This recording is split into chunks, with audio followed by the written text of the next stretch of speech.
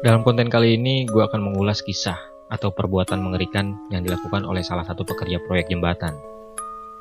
Cerita ini ditulis oleh Kurniawan Kampalagian di artikel Cermis ID. So, silakan kalian tonton video ini sampai habis.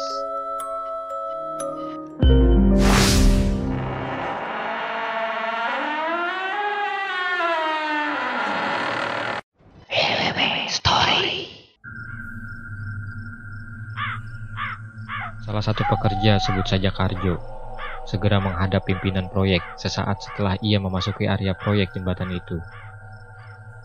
Dan hanya dalam hitungan menit, semua mesin dan peralatan yang ada di proyek pun dinyalakan. Suara yang bising dipadu dengan debu yang berterbangan. Area proyek yang tadinya sunyi dan gelap kini berubah menjadi terang benderang. Namun, area proyek tidak dapat dilihat dari luar karena tertutup oleh pagar seng. Hanya bulan separuh dari kejauhan yang menyaksikan saat anak-anak itu digiring ke sebuah tempat pemancangan di tiang jembatan. Wajah-wajah mereka yang lugu tampak mengkilap akibat keringat. Salah satu dari mereka menanyakan tempat yang akan dituju, tapi Karjo dan teman-temannya hanya diam saja. Wajah mereka sangat tegang. Tiang pancang jembatan yang sedang dikerjakan sudah 4 kali dipasang, tapi selama 4 kali pula tiang itu roboh tergerus air. Sementara tiang di sebelah utara sama sekali tidak bisa dipasang karena area sekitar lokasi tiang selalu basah oleh air sungai.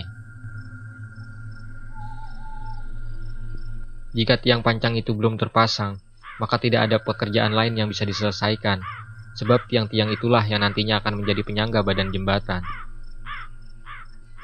Beragam upaya telah dilakukan oleh pekerja maupun kontraktor proyek itu agar jembatan bisa terpasang, mulai memompa air sungai dengan kapasitas mesin yang sangat besar, hingga menggunakan tenaga ahli dan alat canggih untuk menanam tiang. Tetapi semua usaha itu sia-sia. Tiang jembatan tetap tidak bisa terpasang, sementara batas waktu pekerjaan semakin mepet. Waktu terus berjalan, kontraktor proyek pengerjaan jembatan akhirnya mendatangi paranormal.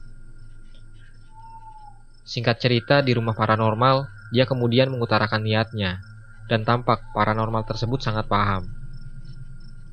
Belum selesai dia menjelaskan perkataannya, Mbah Dukun tersebut sudah berkata, "Lokasi kalian yang akan dibangun jembatan adalah lokasi yang sangat keramat.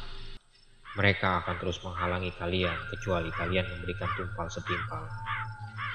Alangkah kagetnya ketika dukun tersebut mengatakan bahwa tumbal yang diminta bukanlah kepala kerbau, seperti yang selama ini beredar di tengah masyarakat, tetapi tumbalnya berupa kepala 5 orang anak yang masing-masing dipasang di 5 titik tiang pancang.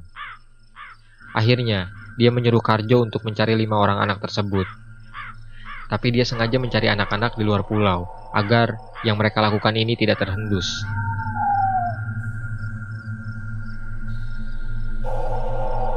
Langit malam yang kelam menjadi saksi perbuatan sadis Karjo bersama rekan-rekannya. Mereka masing-masing memegang satu persatu anak itu, kemudian memasukkan pada tiang berdiameter 1 meter. Lalu dia mengecornya dengan campuran semen dan pasir. Mereka sengaja menyalakan semua mesin dan peralatan agar teriakan dari ketakutan anak-anak tersebut tidak bisa terdengar, bahkan tidak bisa terdengar dengan pekerja lainnya.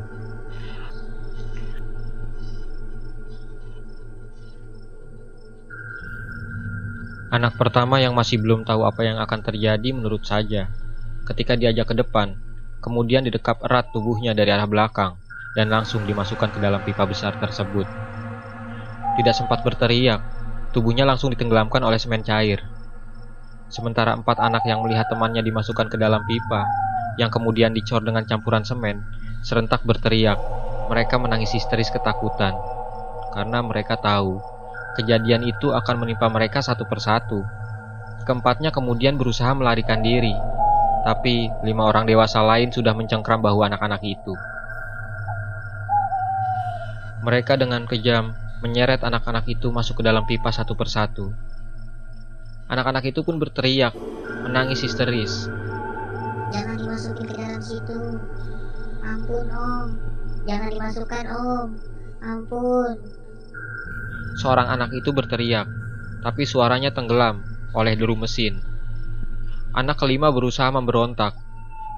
Bahkan saat sebagian tubuhnya sudah masuk ke dalam pipa, Jemari mungil anak itu masih menempel pada pinggiran pipa. Dia tetap berusaha merayap naik, tapi apa daya, campuran semen dan pasir yang dituang menghapus segala harapannya. Tubuhnya tertimbun oleh semen menyatu dengan rangka yang ada di dalamnya. Para pekerja itu tak hanya menggunakan kepala anak-anak itu sebagai tumbal, karena mereka yakin akan kesulitan menyembunyikan tubuh kelima anak tersebut.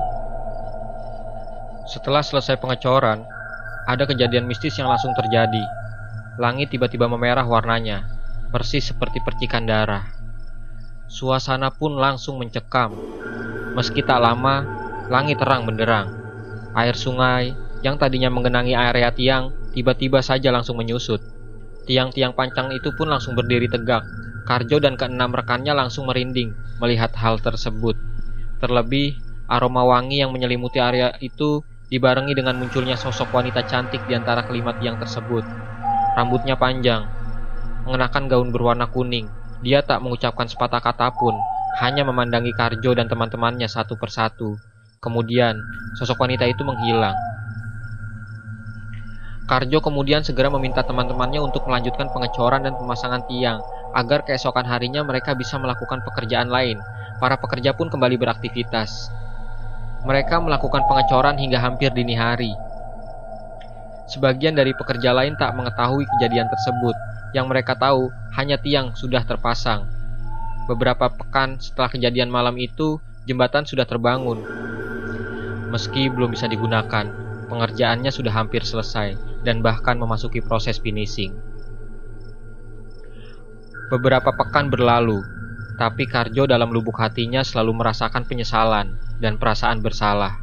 Setiap kali melihat jembatan tersebut, di pelupuk matanya terbayang tangis 5 anak kecil itu yang dijadikan tumbal.